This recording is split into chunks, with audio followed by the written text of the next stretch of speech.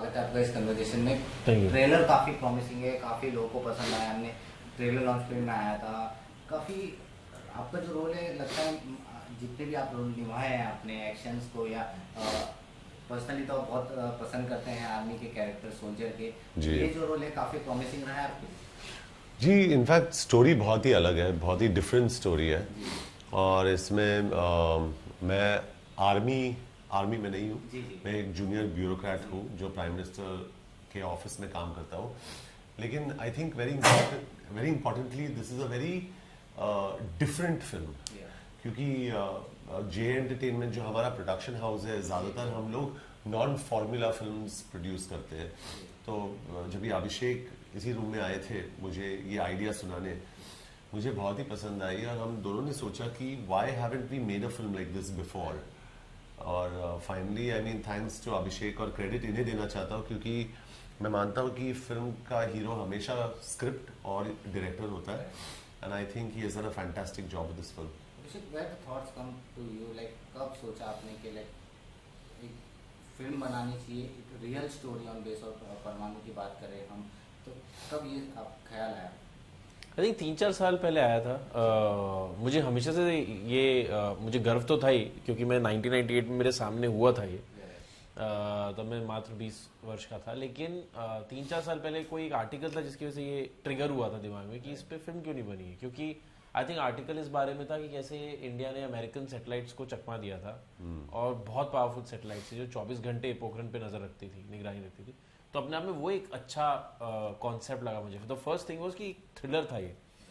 और उसके अलावा क्योंकि हिंदुस्तान के इतिहास में आई थिंक एक बहुत बड़ी घटना रही है ये, और बहुत प्राउड मोमेंट रहा है, तो इन दोनों पॉइंट ऑफ व्यू के हिसाब से मुझे लगा कि ये फिल्म बनानी चाहिए। एंड जैसे जॉन ने बोला कि मैं इनके पास आया और मैंने इनको पिच किया ये स्टोरी। मेरे पास सिर्फ 10 पेज थे तब, मैंने पूरा स्क्रीन प्ले लिखा नहीं था। उनको बहुत पसंद आया and then immediately we started. John, जैसे ये रियल कहानी है और बहुत सीरियस भी है, काफ़ी सेंटिमेंट्स और पॉइंट्स को ध्यान में रख के शूट किया गया, और क्या क्या ध्यान रखा आपने?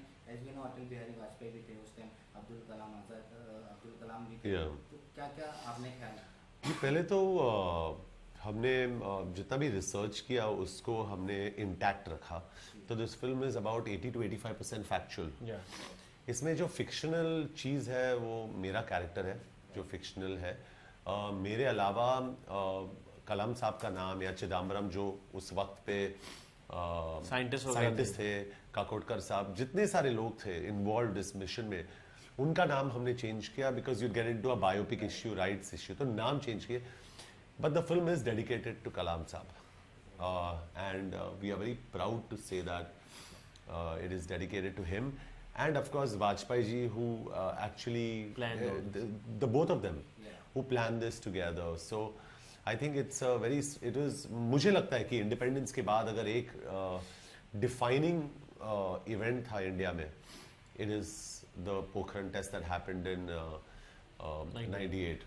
और इनफैक्ट खितौली गांव में, I don't know where, Yogi हमारे लाइन प्रोड्यूसर गए थे वहाँ पे, किसी ने एक आदमी से वहाँ पूछा कि टेस्ट के टाइम पे तो ये आप, उससे कहा मेरे दीवार टूट गए, सो योगी ने कहा दीवार टूट गया, रेडिएशन का कुछ प्रॉब्लम हुआ, whatever, and this Yogi told me this and he saying ये फिल्म में होना चाहिए एंड ही सेइंग दीवार टूट गया लेकिन इंडिया तो बन गया ना।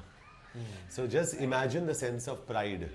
तो I think this pride is very important, और इसलिए हमने ये फिल्म बनाई कि हर यंगस्टर, जैसे आपके जो कैमरामैन है आपके पीछे, शायद उनको भी पता नहीं कि 20 साल पहले ऐसे टेस्ट हुए थे और कैसे हुए थे। लेकिन जब भी वो फिल्म देखेगा he will find it very entertaining, engrossing, he will say यार ये तो थ्रिलिंग फिल्म है।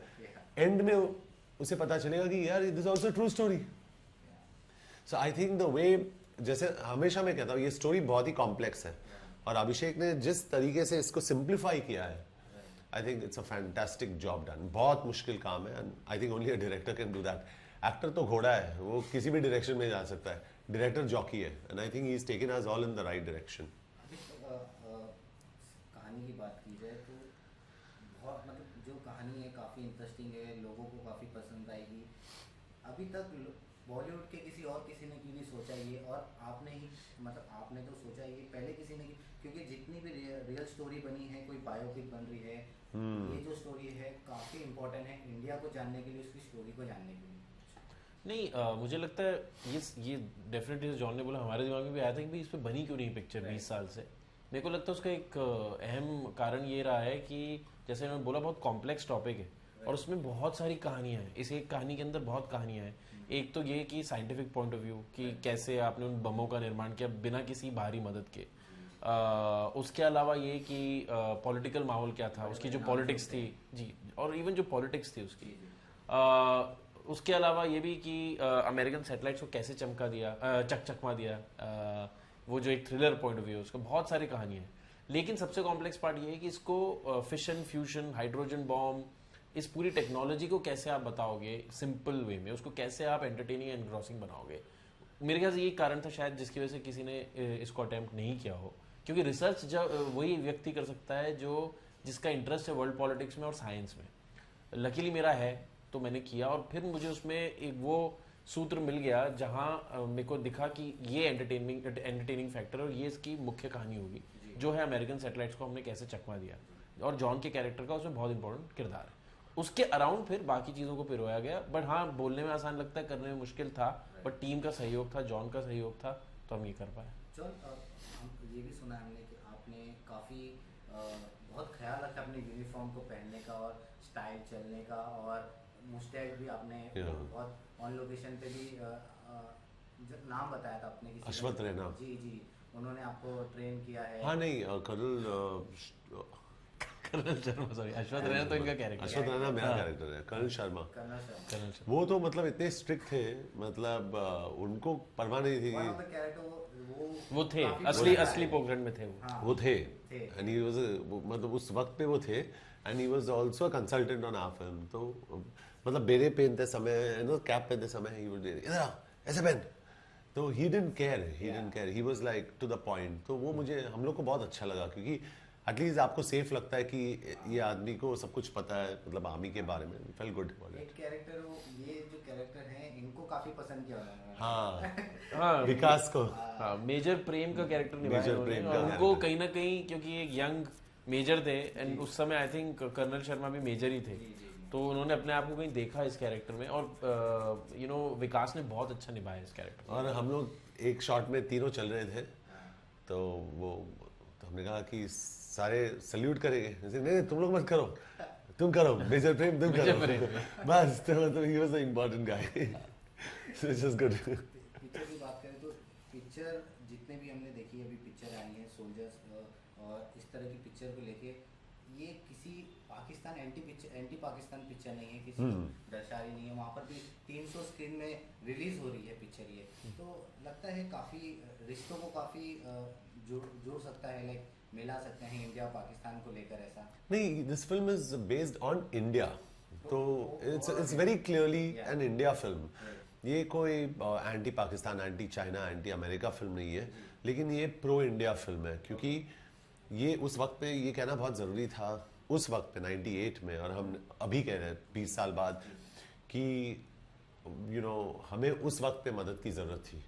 There was no one to help us. उस वक्त पे पाकिस्तान का जो एलाई था वो अमेरिका था, हमारे पास यूएसएसआर नहीं था, क्योंकि यूएसएसआर था ही नहीं उस टाइम पे। 17 small states it was broken into, there was Russia by the, so we had no help. तो हमें सस्टेन करना बहुत ज़रूरी था, and that's why we had to do this. तो ये इंडिया की कहानी है और हमने इंडिया का स्टोरी बोला है बस। We are not here to bash anybody else, we are here to just, हमें एक एंगेजिंग कहानी बनानी है बस, सिंपल। और जैसे पाकिस्तान जब हमने टेस्ट किया तो इंस्पायर हुआ था चाइना से बॉम्ब्स लेके टेस्ट करने के लिए, तो वैसे आई होप कि पिक्चर को देखने के बाद वो इंस्पायर हो अपनी खुद की परमाणु बनाने में। पॉसिबली। सो ठीक है, आई मीन हमारा फोकस पाकिस्तान नहीं है, जैसे मैं बोला, ना चाइना है ना अमेरिका है, फोकस इंडिया है। और किसी को पिक्चर दिखाने का स्क्रीनिंग में आपके दिमाग में क्या? आई थिंक डेफिनेटली हम हमारे सोल्जर्स और साइंटिस्ट को, हमारे BRC DRDO के जितने लोग हैं उनको हम दिखाना चाहते हैं फिल्म, लेकिन क्योंकि इतने सारे कंट्रोवर्सीज थे और हमारे पास हमें बहुत कम टाइम मिला है प्रमोशन के लिए, we will show as many people as possible. Thanks to Bombay High Court also. We are very thankful to the Honorable High Court of Mumbai for actually, and Judge Kathawala for, you know, giving a decision in our favor. So we believe in the judiciary system. Lastly जाते जाते अपने viewers को picture के release date के बारे में। जी, परमाणु May 25 को रिलीज हो रही है. We are very excited about this film. ये एक बहुत ही अलग कहानी है, एंटरटेनिंग है, 2 घंटे की फिल्म है. It's fantastic and everybody is going to love it, so please go watch it. Thank you sir. Thank you.